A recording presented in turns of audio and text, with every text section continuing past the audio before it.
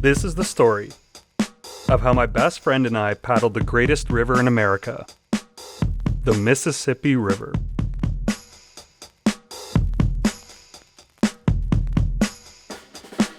Eric and I have been best friends since we were 7. We were on the same sports teams, joined the same clubs, and had tons of laughs. In 2010, we graduated university. Society said it was time to begin our working lives. But we just spent 4 years sitting in lecture halls, stuck inside all day long. It was time to break free. Eric called me that summer and said he wanted to go on a trip. He'd read The Adventures of Huckleberry Finn by Mark Twain and was inspired to do something big. He asked if I wanted to go on the adventure of a lifetime, to paddle the Mississippi River. My answer was simple. Hell yes. I'd never canoed before. I'd paddled around to people's cottages, but never on a big trip. Luckily, Eric had. He was our captain. First, we had to plan our route. Mark Twain went from St. Louis to New Orleans. We decided to start near Chicago, in Rock Island, Illinois, the closest point from our homes in Canada. Next, we had to plan our supplies. Eric brought all of his family's canoeing gear and camping equipment. My job was to document the experience, so I bought a GoPro, 8 batteries, and 6 memory cards. We weren't going to miss a moment. When you decide to paddle the 4th largest river in the world, it's important to have a map that shows you everything you need to know. Thankfully, the people who build and maintain the infrastructure of America had a detailed map of our route. It was our weapon to slay the dragon. We gave ourselves 1 month to go all the way to New Orleans. 1 month to go 1,400 miles. Eric's parents drove us from Canada to our starting point. The night before we took off, I started a journal. We'd seen the river from a highway bridge that day, and I wrote, "I have no idea what the hell I'm getting myself into. It is beautiful and terrifying at the same time." The next morning we got up early, and Eric's parents made sure we were all set and ready to go. It felt like we were going to our first day of school all over again. Bye. Thank you for everything. We pushed off, and I remember one thing being very clear. The Mississippi, and all of her powerful beauty, is now my home. Woo!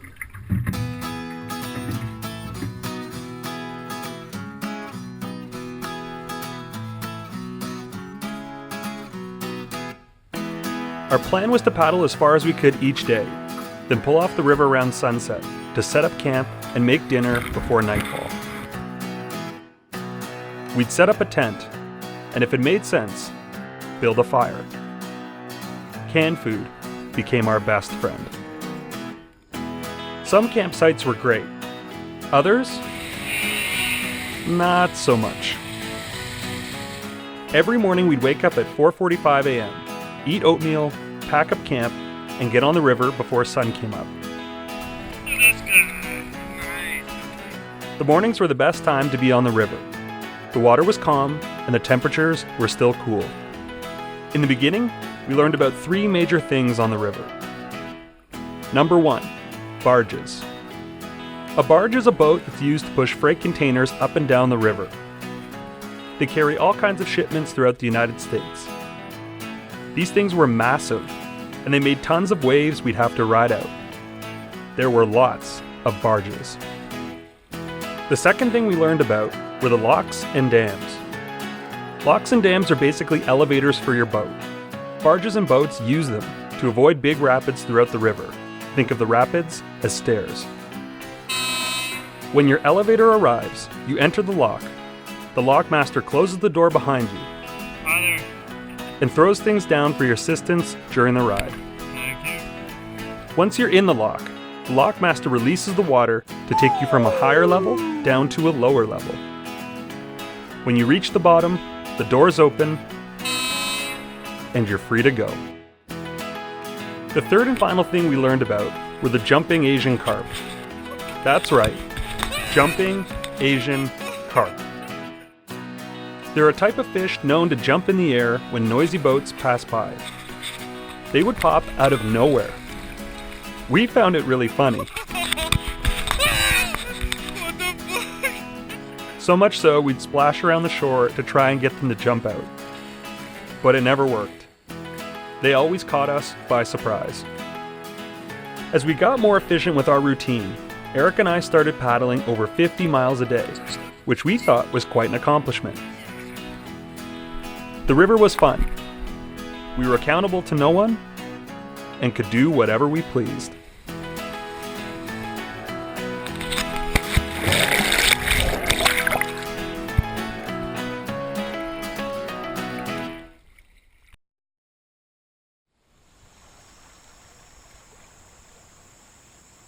We planned to stop in major cities along the way to stock up on supplies.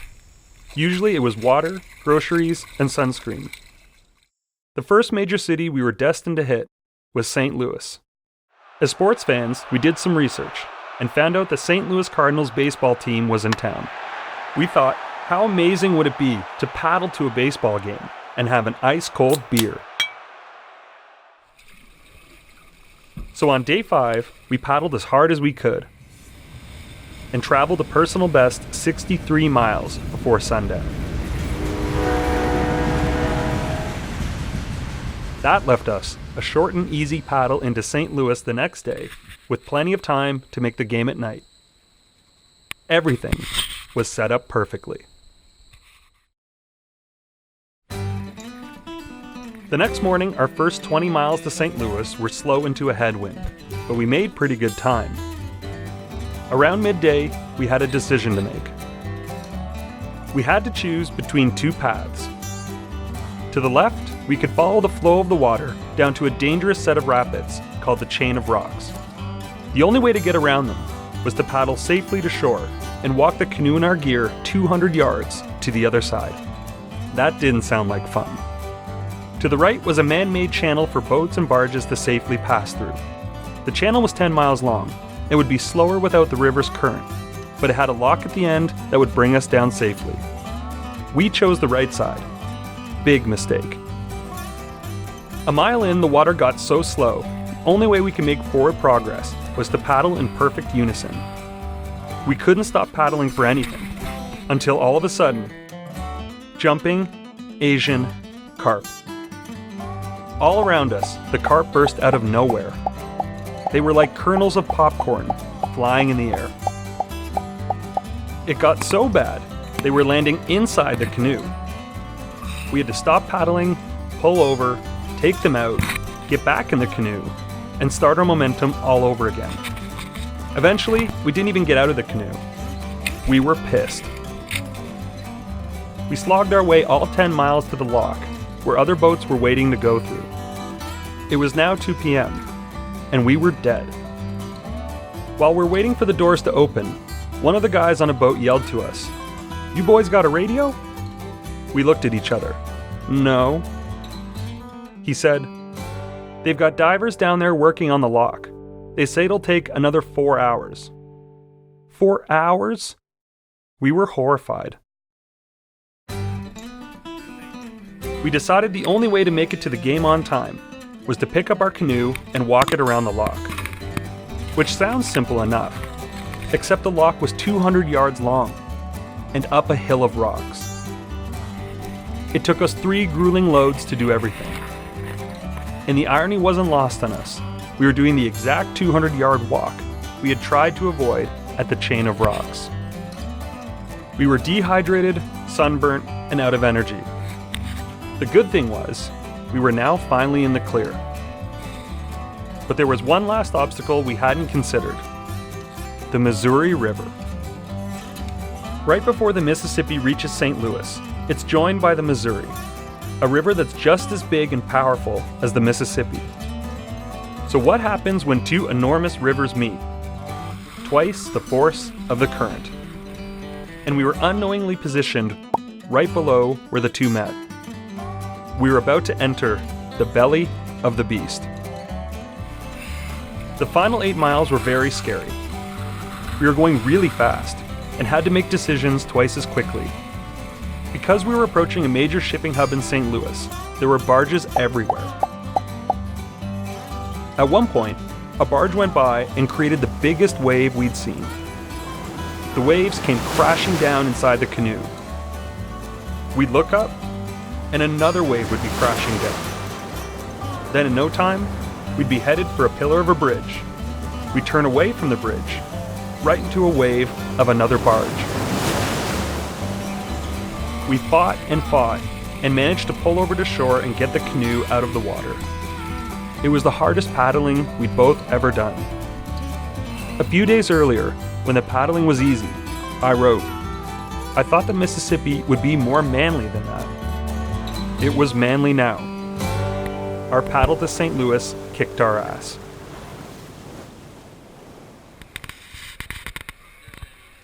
We made it to the baseball game, but by the time we got there, neither of us really wanted to be there. The seats were great, but you can see in our faces we definitely had sunstroke. At that point, neither of us wanted a beer. We were spent. So after the game, we went to a hotel and decided it was best to recharge and get a good night's sleep. We're in St. Louis. We're leaving St. Louis. The next morning, we were back on the river.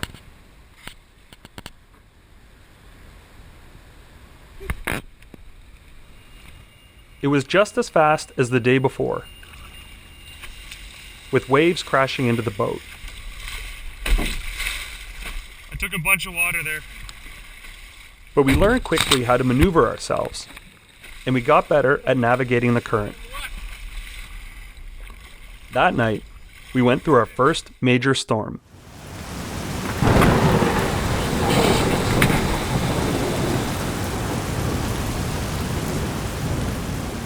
We were woken up by loud thunder, Bring the dry sack in? and the corners of our tent blowing out of the ground. I don't know what else to do. Yeah, I don't know. The National Weather Service in St. Louis has issued a severe thunderstorm warning for Monroe County and St. Louis. We spread out as much as we could to keep the tent down. They said the winds got up to 60 miles per hour that night. There's nothing like being helpless and exposed in the middle of nowhere.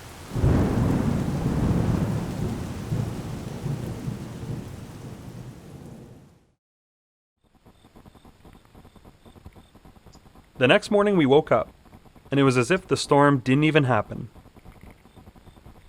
We packed up our bags and continued onward.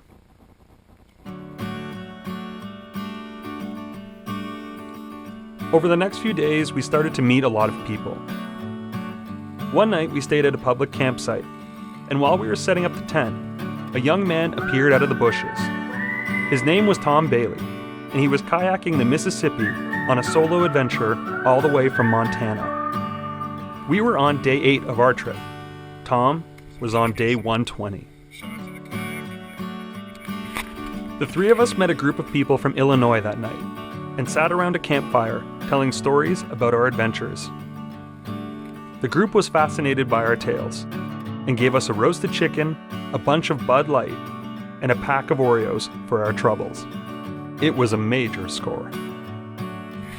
We told Tom we were waking up at 5 a.m. the next morning to start paddling. He said he hadn't woken up before 9 a.m. the whole time he was on the river. But to his credit, he got up early and joined us for our morning ride. Tom was definitely on a more leisurely journey than us, which was totally fine.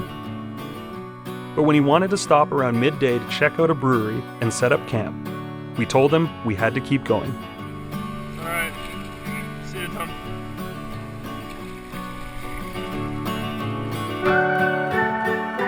Soon, we finished the upper half of the Mississippi River. It finishes right where the Ohio River meets the Mississippi.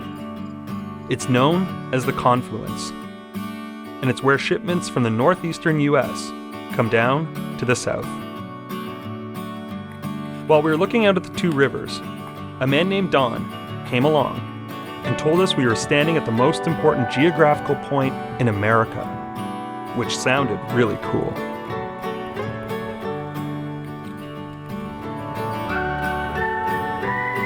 On the second half of the river, the water level was much lower than we'd expected. It was great for finding sandy campsites, but not so great for one big obstacle: wing dams. Wing dams are man-made piles of rock. They were built by the U.S. Army Corps of Engineers to help control the flow of the river. When the water hits a wing dam, its speed is halted, and its momentum pushes out towards the middle of the river. Without the wing dams, the power of the current would slowly begin to carve away at the rounded corners of the land. We knew where each wing dam was. They were clearly marked on our map. If the water level was higher, they'd be hidden deep underwater, and we could ride over them safely. If the water level was lower, we'd see them and ride around them. The wing dams can be very dangerous to boaters. They can create unnatural swirling currents called eddies. We heard stories about bigger eddies swallowing up small vessels or pulling people under. We also heard stories about people hitting unseen wing dams and dying. Our plan was to handle them with extreme caution. But one day, we missed a wing dam on the map. It caught us out of nowhere. The water was high enough to disguise most of the wing dam underwater, but not high enough that we wouldn't hit the top. I yelled, "We can't hit it!" and started to paddle towards the middle of the river to avoid it. Eric yelled, "We can't go to the middle. We don't have enough time. If we hit the wing dam on our side, we'll roll the canoe." "What do we do?" I screamed. "Paddle right at it." "Right at it?" "Paddle as fast as you can and hit it head on. If we have enough momentum, we can make it over the other side." We hit the wing dam at full speed. The nose of the canoe scraped over the exposed rock, and the eddies started to pull us sideways behind the wing dam. We paddled as hard as we could to get out of the eddies and back into the current. We looked down at the damage in a frenzy. There was more water than we'd ever carried on board, and we couldn't tell if we were sinking. We gotta get to that sandbar. We raced over to shore, took everything out of the canoe, flipped it over, and saw no punctures. Somehow, our aluminum canoe held in. Holy shit. Somehow, we came away unscathed. I'll never forget how scared I was, paddling as fast as I could and hitting the wing dam. It was the first time in my 21 years I thought I was going to die.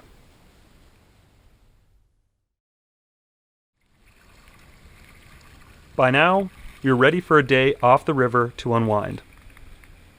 Luckily, on day 14, we are arriving in our next major city, Memphis, Tennessee. We're in Memphis.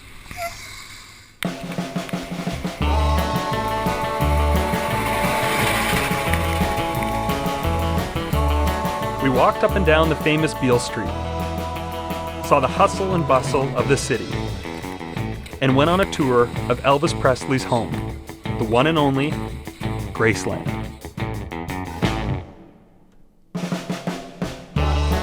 It was a blast. They played all of Elvis's greatest hits.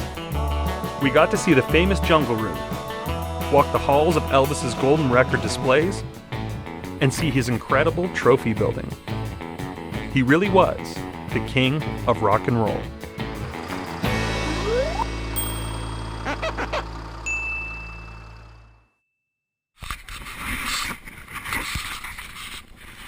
The next morning, while we packed up the canoe, I accidentally knocked our weather radio into the water. It sank like a brick. Luckily for us, we didn't need it the rest of the way. Our weather was perfect. The last major stop was on day 21 in Natchez, Mississippi. with its gorgeous antebellum mansions. It was the first time since we started we were able to see the river from up high on a lookout. Seeing it from that perspective gave a totally new appreciation of the water and what we were doing. From Natchez, it was 6 days to New Orleans.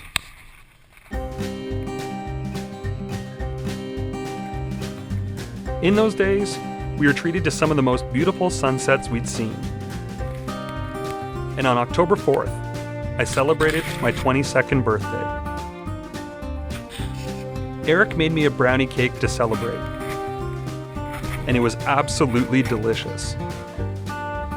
When we entered Louisiana, we were surrounded by factories all along the shoreline, and we paddled past ocean liners for the first time. Our last night on the river, we set up camp less than a mile away from a Monsanto factory, a leading producer of agricultural chemicals in America. We sat and watched the factory lights into the night, knowing the next day on the river would be our last. Our adventure was coming to an end, and we'd finally arrive in New Orleans.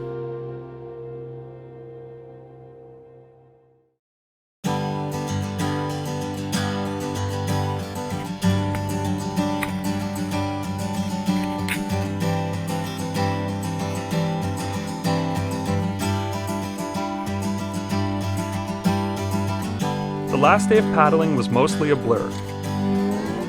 The miles flew by, the fastest they had all trip. And with 10 miles to go, we caught our first glimpse of New Orleans.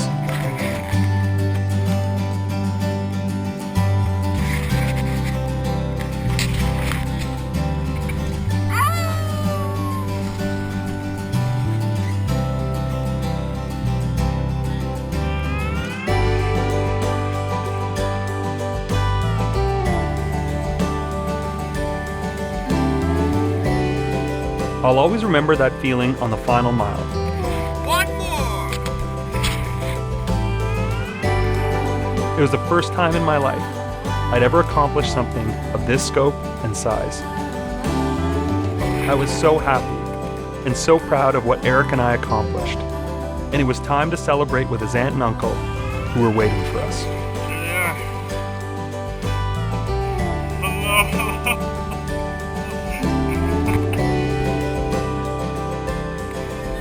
So excited to be here.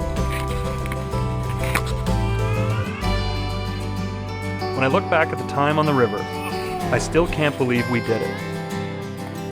We gave ourselves a month to paddle 1,434 miles, and we did it in 26 days.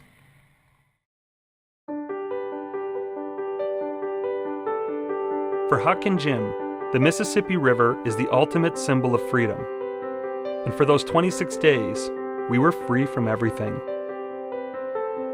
But I think the river is also another symbol, and it's something that stuck with me in the years since we went. It's a symbol of life. You get on the river, starting from a different place than everyone else. And, like time, you're pulled in one inevitable direction. Sometimes the river pulls you faster than you think you can handle.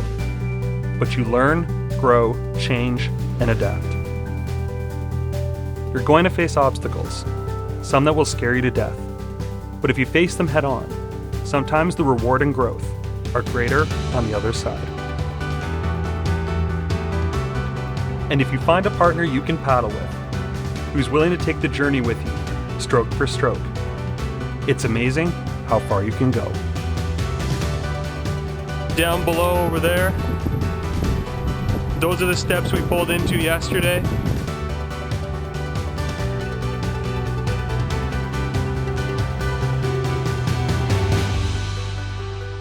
The river is life. And for Eric and I, it was the greatest adventure of our lives.